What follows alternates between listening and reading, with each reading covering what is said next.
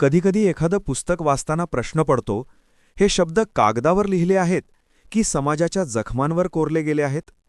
जातीचे उच्चाटन केवळ ग्रंथ नाही, तो एक अस्वस्थ करणारा संवाद आहे. हा संवाद आपल्या सोयीसाठी नाही, तो आपल्या श्रद्धांना, परंपरांना आणि स्वतःबद्दलच्या समजुतींनाही आव्हान देतो. डॉक्टर बाबासाहेब आंबेडकर इथे उपदेश करत नाहीत, ते प्रश्न विचारतात आणि ते प्रश्न शांत बसू देत नाहीत. 1936 साली लिहिलेला हा मजकूर आजही तितकाच अस्वस्थ का वाटतो? जात म्हणजे फक्त सामाजिक रचना आहे का, की ती माणसाच्या विचारांमध्ये खोलवर रुजलेली मानसिकता आहे? आणि सर्वात महत्त्वाचा प्रश्न, जर अन्याय धार्मिक आधारावर टिकून असेल, तर धर्माची चिकित्सा करणं हे अधर्म ठरतं का, की तेच खरं नैतिक कर्तव्य असतं? आजच्या ग्रंथगाथा द बुक स्टोरीमध्ये आपण निष्कर्ष देणार नाही, आपण उत्तर लादणार नाही. आपण फक्त बाबासाहेबांच्या विचारांच्या वाटेवर हळूहळू प्रामाणिकपणे चालत राहू. कारण काही पुस्तकं वाचली जात नाहीत, ती आपल्याला वाचतात. आपण धर्माबद्दल बोलतो, पण क्वचितच विचारतो, हा धर्म माणसाला घडवतोय की माणसाला बांधून ठेवतोय? डॉक्टर बाबासाहेब आंबेडकर ॲनिहिलेशन ऑफ कास्टमध्ये पहिला आणि सर्वांत अस्वस्थ करणारा प्रश्न हाच विचारतात. जात ही केवळ सामाजिक समस्या नाही, ती धार्मिक संकल्पनांनी पोसलेली मानसिक रचना आहे, असं ते ठामपणे मांडतात. आणि इथेच हा मजकूर धोकादायक वाटतो. कारण बाबासाहेब बाह्य अन्यायावर नाही, तर आपल्या श्रद्धांच्या केंद्रावर बोट ठेवतात. जात का टिकते? कारण ती धर्माच्या नावाने नैतिक ठरवली जाते. ती पाप वाटत नाही, ती कर्तव्य वाटते. धर्म आणि नैतिकतेमधील गोंधळ. बाबासाहेबांचा मुद्दा अत्यंत स्पष्ट आहे. जर एखादी सामाजिक रचना माणसाला माणूस म्हणून नाकारत असेल, तर ती कितीही प्राचीन असली, कितीही पवित्र ग्रंथांमध्ये नमूद असली, ती नैतिक ठरू शकत नाही. पण इथेच विरोध उभा राहतो. लोक म्हणतात, ही आमची धार्मिक परंपरा आहे. आणि बाबासाहेब शांतपणे विचारतात, परंपरा म्हणजे नैतिकता असते का? हा प्रश्न फार खोल आहे. कारण बहुतेक समाज परंपरेला प्रश्न न विचारता स्वीकारतो. मानसशास्त्रीय दृष्ट्या पाहिलं तर परंपरा माणसाला सुरक्षिततेची भावना देते. ती प्रश्न विचारण्याचा त्रास वाचवते. जात, सामाजिक रचना की मानसिक शिस्त? बाबासाहेब जात व्यवस्थेला केवळ बाह्य अन्याय मानत नाहीत. त्यांच्या मते जात म्हणजे विवाहबंदी, स्पर्शबंदी, सहभोजनबंदी यांमधून घडवलेली मानसिक शिस्त. जात माणसाला सांगते, तू कोणाशी बोलायचं, कोणाशी लग्न करायचं, कोणापासून दूर राहायचं. आणि ही शिस्त इतकी खोलवर रुजते की शोषितालाही ती नैसर्गिक वाटायला लागते. हा मुद्दा फार अस्वस्थ करणारा आहे.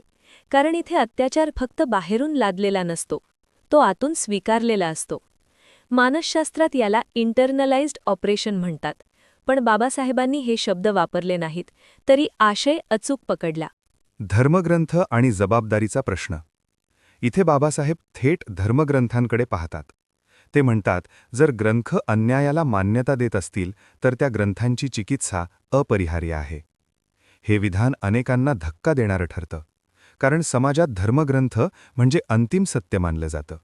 पण बाबासाहेब इथे देवाशी भांडत नाहीत. ते माणसाच्या जबाबदारीची आठवण करून देतात. ते म्हणतात, नैतिकता देवाकडून येत नाही, ती माणसाने घडवायची असते. जर धर्म माणसाला अमानवी बनवत असेल, तर तो धर्म सुधारण्याजोगा आहे, असं सांगण्याचं धैर्य बाबासाहेब दाखवतात. सुधारणा की संपूर्ण नाश? या टप्प्यावर बाबासाहेब सुधारकांवर टीका करतात. ते म्हणतात, जात व्यवस्था थोडी सुधारूया हा दृष्टिकोनच मुळात चुकीचा आहे. कारण जात ही दोषपूर्ण रचना नाही, ती अन्यायावर उभी असलेली संपूर्ण प्रणाली आहे. इथे मानसशास्त्रीय विरोध प्रकर्षाने दिसतो. लोक सुधारणा स्वीकारतात, पण नाश स्वीकारत नाहीत. कारण नाश म्हणजे ओळखीचा मृत्यू, स्वतःबद्दलची सगळी सुरक्षित समजूत कोसळणं. जात नष्ट होणं म्हणजे फक्त सामाजिक बदल नाही, तो मानसिक धक्का आहे. धर्माशिवाय समाज चालू शकतो का? बाबासाहेब धर्म नाकारतात का? हा प्रश्न अनेकदा विचारला जातो. पण पुस्तक वाचताना स्पष्ट जाणवतं, ते धर्म नष्ट करायला नाही, धर्माला नैतिकतेच्या कसोटीवर बसवायला सांगतात. ते धर्माला विचारतात, तू माणसाला स्वातंत्र्य देतोस का? तू समता शिकवतोस का? तू करुणा वाढवतोस का? जर उत्तर नाही असेल, तर तो धर्म बदलायला हवा. ही भूमिका क्रांतिकारी आहे, पण ती आक्रमक नाही, ती तर्कशुद्ध आहे. आजचा वाचक हा मजकूर वाचताना विचारात पडतो. मी स्वतः कुठे उभा आहे? मी जात मानतो का, की जात मला मानते? आणि हा प्रश्न दोषारोपासाठी नाही, तो आत्मपरीक्षणासाठी आहे. आपण कधीतरी गप्प बसलो आहोत का? परंपरेच्या नावाखाली अन्याय स्वीकारला आहे का? बाबासाहेब आपल्याला अपराधी ठरवत नाहीत, ते आपल्याला जबाबदार बनवतात. धर्म, जात आणि नैतिकता या तिन्हींचा संघर्ष बाहेर नाही, तो आपल्या आत आहे. आणि ॲनिहिलेशन ऑफ कास्ट हा संघर्ष टाळायला शिकवत नाही, तो सामोरं जायचं धैर्य देतो. मागील भागात आपण पाहिलं, जात ही केवळ सामाजिक रचना नाही, तर धर्माच्या आधारावर टिकलेली एक मानसिक व्यवस्था आहे. आज आपण पुढचा अधिक कठीण प्रश्न विचारणार आहोत. ही व्यवस्था नेमकी कशामुळे इतकी मजबूत झाली? बाबासाहेब याच ठिकाणी थेट शास्त्रांकडे वळतात. ते समाजावर नाही, तर समाजाच्या बौद्धिक पायावर प्रहार करतात. आणि हा प्रहार सर्वात वेदनादायक ठरतो, कारण तो आपल्या श्रद्धांच्या भाषेतच प्रश्न विचारतो. बाबासाहेब विचारतात, जर शास्त्र माणसाला माणूस म्हणून नाकारत असेल, तर त्या शास्त्रांची नैतिक वैधता काय? शास्त्र म्हणजे काय? आपण अनेकदा शास्त्र हा शब्द वापरतो, पण बाबासाहेब आधी त्याचा अर्थ स्पष्ट करतात. शास्त्र म्हणजे फक्त धार्मिक ग्रंथ नव्हे. शास्त्र म्हणजे समाजाला काय योग्य, काय अयोग्य हे ठरवणारी अंतिम सत्ता. आणि इथेच समस्या निर्माण होते, कारण एकदा शास्त्राला अंतिम मान्यता मिळाली की विचार थांबतो. मानसशास्त्रीय दृष्ट्या पाहिलं, माणूस शास्त्रावर अवलंबून राहतो, कारण ते त्याला नैतिक जबाबदारीपासून मुक्त करतं. मी नाही ठरवलं, शास्त्राने ठरवलं. ही फार सोयीची भूमिका असते. परंपरा सवय की सत्य? बाबासाहेब परंपरेवर अत्यंत स्पष्ट टीका करतात. ते म्हणतात, परंपरा ही सत्याचा पुरावा नसते, ती फक्त दीर्घकाळ चाललेली सवय असते. पण समाज परंपरेला प्रश्न विचारायला घाबरतो. कारण परंपरा माणसाला ओळख देते. ती सांगते, तू कुठला आहेस, कोणाचा आहेस, काय करायचं आहे. परंपरा मोडणं म्हणजे स्वतःची सामाजिक ओळख धोक्यात घालणं. म्हणूनच अन्याय माहीत असूनही लोक परंपरेला धरून राहतात. शास्त्र आणि विवेक यांच्यातील संघर्ष. बाबासाहेबांचा सर्वात महत्त्वाचा मुद्दा इथे येतो. ते म्हणतात, विवेकापेक्षा शास्त्र श्रेष्ठ मानलं गेलं की समाज मृत बनतो.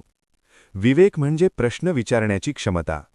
शास्त्र म्हणजे प्रश्नांना थांबवणारी सत्ता. हा संघर्ष फक्त तत्वज्ञानाचा नाही, तो माणसाच्या अंतर्मनात घडतो. जेव्हा विवेक काहीतरी चुकीचं सांगतो, पण शास्त्र हेच योग्य आहे असं बजावतो, तेव्हा माणूस अस्वस्थ होतो. आणि बहुतेक वेळा तो विवेक गप्प करतो. मानव मूल्यांचा कस. बाबासाहेब प्रत्येक शास्त्राला एकच प्रश्न विचारतात. हे शास्त्र मानवमूल्यांना मान्यता देतं का? मानवमूल्य म्हणजे स्वातंत्र्य, समता, बंधुता. जर एखादं शास्त्र या मूल्यांशी विसंगत असेल, तर ते शास्त्र नैतिक ठरू शकत नाही. हा विचार अत्यंत आधुनिक आहे, पण तो कोणत्याही काळापुरता मर्यादित नाही. कारण मानव मूल्य काळानुसार बदलत नाहीत. ती माणूस असल्याची मूलभूत अट असते. बाबासाहेब इथे कोणत्याही धर्मावर वैयक्तिक टीका करत नाहीत. ते मूल्यांची चौकट उभी करतात. सुधारकांवर कठोर प्रश्न. या भागात बाबासाहेब तथाकथित सुधारकांवरही टीका करतात. ते म्हणतात, जे लोक शास्त्रांना हात न लावता फक्त सामाजिक सुधारणा करू पाहतात, ते स्वतःला फसवत आहेत. कारण समस्या फांद्यांमध्ये नाही, ती मुळात आहे. मानसशास्त्रीय दृष्ट्या पाहिलं, लोकांना मुळापर्यंत जाण्याची भीती वाटते. कारण मुळं उपटली तर संपूर्ण संरचना कोसळते. म्हणून सुधारणा सुरक्षित वाटतात, पण त्या पुरेशा नसतात. हा भाग वाचताना आजचा वाचक अस्वस्थ होतो. कारण प्रश्न बाहेरचे नाहीत. मी कुठे शास्त्राला प्रश्न न विचारता स्वीकारतो, मी कुठे परंपरेला विवेकापेक्षा वर ठेवतो. आणि हा आत्मपरीक्षणाचा क्षण फार महत्त्वाचा आहे. कारण बाबासाहेब बदलाची सुरुवात समाजापासून नाही, विचारांपासून करायला सांगतात. ते आपल्याला बंडखोर बनवत नाहीत, ते आपल्याला जबाबदार विचारवंत बनवतात. शास्त्र, परंपरा आणि मानवमूल्ये या तिन्हींची कसोटी एकच आहे, माणूस. आणि ज्या क्षणी माणूस केंद्रातून बाजूला होतो, त्या क्षणी कोणतंही शास्त्र अन्यायाचं साधन बनतं. आपण अनेकदा म्हणतो, समाज हळूहळू बदलतो. अचानक काही तोडू नका. सुधारणा करूया, नाश नको. डॉक्टर बाबासाहेब आंबेडकर याच वाक्यांवर थांबतात. आणि एक अस्वस्थ करणारा प्रश्न विचारतात. ही सुधारणा खरोखर बदलासाठी आहे की स्वतःची सोय टिकवण्यासाठी? हा प्रश्न ऐकायला साधा वाटतो, पण तो थेट समाजाच्या मानसिकतेवर बोट ठेवतो.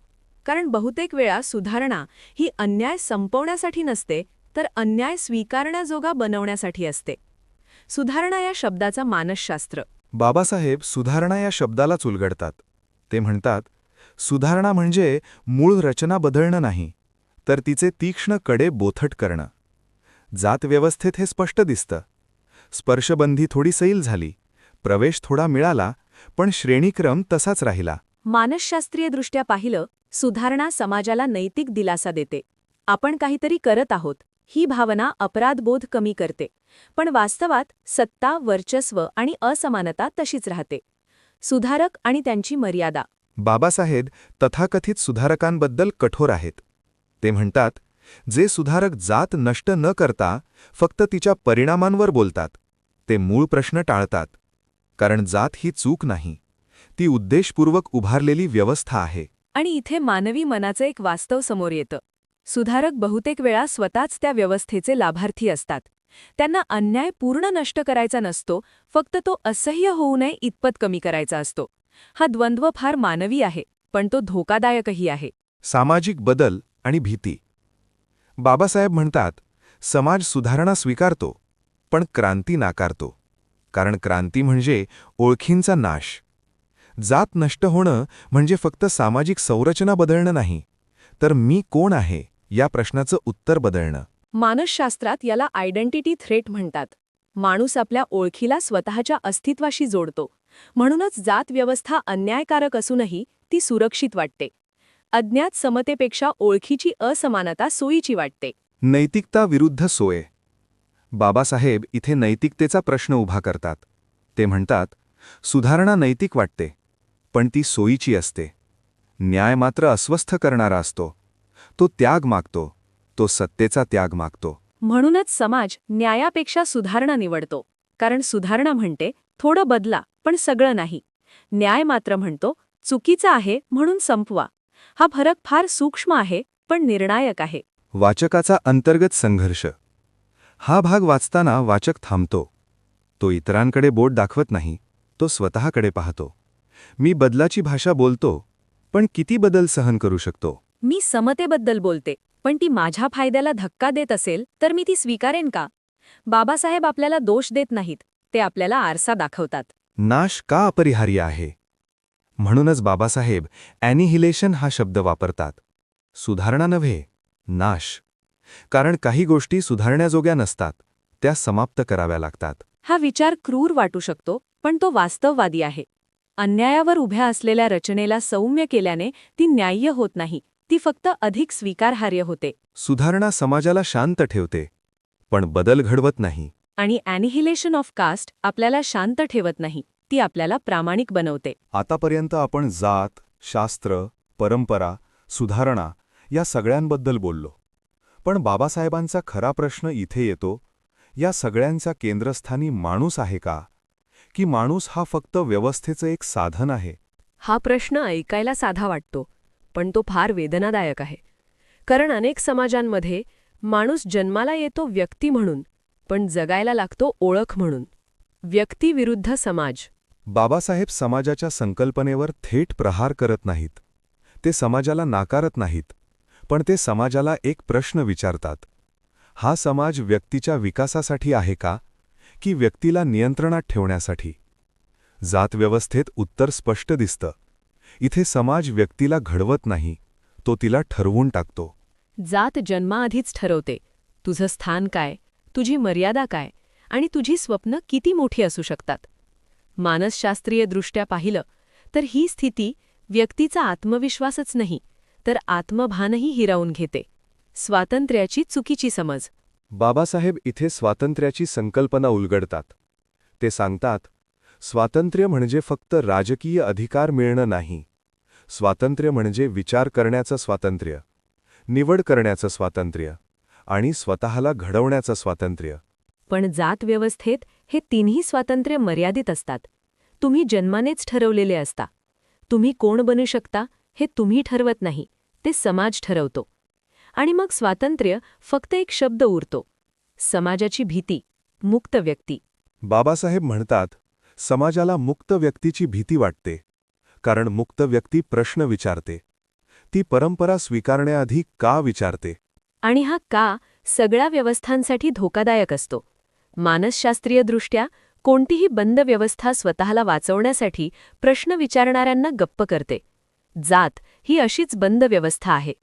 ती व्यक्तीला स्वातंत्र्य देत नाही, ती आज्ञाधारकता मागते. नैतिक समाज म्हणजे काय? बाबासाहेब इथे नैतिक समाजाची व्याख्या करतात. नैतिक समाज म्हणजे जिथे व्यक्तीला साधन मानलं जात नाही, तर स्वतंत्र मूल्य मानलं जातं. जर समाज व्यक्तीच्या स्वातंत्र्यावर उभा नसेल, तर तो कितीही प्राचीन असला, तो नैतिक ठरत नाही. हा विचार फार खोल आहे, कारण तो समाजाच्या अभिमानाला धक्का देतो. आपण अनेकदा म्हणतो, आमची परंपरा महान आहे. पण बाबासाहेब विचारतात, ती परंपरा माणसासाठी किती न्याय्य आहे? व्यक्तीचा अंतर्गत संघर्ष. हा भाग वाचताना वाचक फक्त समाजाबद्दल विचार करत नाही, तो स्वतःबद्दल विचार करतो. मी किती वेळा लोक काय म्हणतील या भीतीपोटी स्वतःचं स्वातंत्र्य गमावलं. मी किती वेळा अन्याय पाहूनही गप्प बसले, कारण समाजाची मान्यता महत्वाची वाटली. बाबासाहेब आपल्याला दोष देत नाहीत, ते आपल्याला जागं करतात. बंधुता, विसरलेली संकल्पना. स्वातंत्र्य आणि समतेबरोबर बाबासाहेब बंधुतेवर भर देतात. बंधुता म्हणजे सहानुभूती, परस्पर आदर आणि मानवी नातं. जात व्यवस्था बंधुतेला अशक्य बनवते, कारण ती माणसांना विभागते, वरचे आणि खालचे. बंधुता नसलेला समाज फक्त सहअस्तित्व टिकवतो, मानवता नाही. आणि म्हणूनच जात नष्ट झाल्याशिवाय खरी बंधुता शक्य नाही. स्वातंत्र्य हा संघर्ष आहे. बाबासाहेब स्वातंत्र्याला सोपं किंवा सहज मानत नाहीत. ते सांगतात, स्वातंत्र्य हा संघर्ष आहे. तो समाजाशी असतो आणि कधीकधी स्वतःशीही असतो. कारण मुक्त होणं म्हणजे सुरक्षिततेचा त्याग. परंपरा सुरक्षित वाटते, स्वातंत्र्य अनिश्चित वाटतं. पण बाबासाहेब म्हणतात, अनिश्चिततेशिवाय मानवतेचा विकास होत नाही. व्यक्ती समाजासाठी नसते, समाज व्यक्तीसाठी असतो. आणि ज्या समाजात व्यक्तीचं स्वातंत्र्य कुचमलेलं असतं, तो समाज कितीही मोठा असला, तो अपूर्णच असतो. आपण या संपूर्ण प्रवासात बाबासाहेबांच्या विचारांतून चालत आलो. जात, धर्म, शास्त्र, परंपरा, सुधारणा आणि शेवटी माणूस. आणि आता शेवटी एक प्रश्न उरतो. हे सगळं वाचून, ऐकून आपल्यात नेमकं काय बदलतं? कदाचित लगेच काहीच बदलत नाही, आणि बाबासाहेब तशी अपेक्षाही ठेवत नाहीत. ॲनिहिलेशन ऑफ कास्ट हे पुस्तक क्रांतीचं घोषणापत्र नाही. ते एक दीर्घ, अस्वस्थ करणारं आत्मसंवाद आहे. बाबासाहेब कुठेही सांगत नाहीत, असं करा, तसं वागा. ते फक्त विचारतात, तुम्ही ज्यावर विश्वास ठेवता, तो विश्वास माणसाला माणूस म्हणून स्वीकारतो का? हा प्रश्न साधा आहे, पण त्याचं उत्तर फार अवघड आहे. कारण उत्तर शोधताना आपल्याला आपल्या सोयी, आपल्या ओळखी, आपली सुरक्षितता सगळ्यांकडे पाहावं लागतं. हे पुस्तक आपल्याला अस्वस्थ करतं, पण ती अस्वस्थता शुद्ध आहे. ती द्वेष निर्माण करत नाही, ती जागृती निर्माण करते. हे पुस्तक वाचावं, कारण ते आपल्याला चांगलं वाटावं म्हणून नाही, तर प्रामाणिक वाटावं म्हणून आहे. प्रत्येक वाचनात ते वेगळ्या प्रश्नांवर बोट ठेवतं. पहिल्यांदा आपण समाजाकडे पाहतो, दुसऱ्यांदा आपण स्वतःकडे पाहतो, आणि कदाचित तिसऱ्यांदा आपण शांतपणे विचार करतो, मी बदलासाठी तयार आहे का? फक्त शब्दांत नाही, तर मनात. बाबासाहेब आपल्याला दोष देत नाहीत, ते आपल्याला जबाबदार समजतात. आणि हीच त्यांची सर्वात मोठी अपेक्षा आहे. ॲनिहिलेशन ऑफ कास्ट कोणतीही तयार उत्तरं देत नाही. ते एकच दिशा दाखवतं, मानव मूल्यांची दिशा, जिथे स्वातंत्र्य आहे, समता आहे आणि बंधुता शक्य आहे. आणि या तिन्ही गोष्टी कायदे बदलून येत नाहीत, त्या विचार बदलून येतात. म्हणूनच बाबासाहेबांचा लढा फक्त राजकीय नव्हता, तो बौद्धिक आणि नैतिक होता. आता हा आवाज थोडा शांत होऊ देऊया. हा विचार लगेच निष्कर्षापर्यंत नेऊ नका. हे पुस्तक एकाच वेळी मान्य करण्यासाठी नाही, ते जगण्यासाठी आहे. कधीकधी फक्त एवढंच पुरेसं असतं, आपण थोडा वेळ थांबून प्रश्नांसोबत बसणं. उत्तर लगेच न मिळालं तरी चालतं, कारण विचार करणं हीच बदलाची सुरुवात असते. तुम्ही ऐकत होतात ग्रंथगथा, द बुक स्टोरी, जिथे पुस्तकं फक्त सांगितली जात नाहीत, ती समजून घेतली जातात. इथे तुम्हाला भेटतात जागतिक आणि भारतीय बेस्ट सेलर पुस्तके, मराठी वाचकांसाठी खास, सखोल, प्रामाणिक आणि संयत विश्लेषण. साहित्य, विचार आणि आत्मचिंतन यांची शांत सांगड घालणारा हा प्रवास आहे. तुमचा वेळ, तुमचं लक्ष आणि तुमची विचारशील उपस्थिती ह्यासाठी मनापासून आभार. पुन्हा भेटू पुढच्या पुस्तकासोबत, पुढच्या विचारयात्रेत. तोपर्यंत वाचा, विचार करा आणि माणूस म्हणून जागं रहा.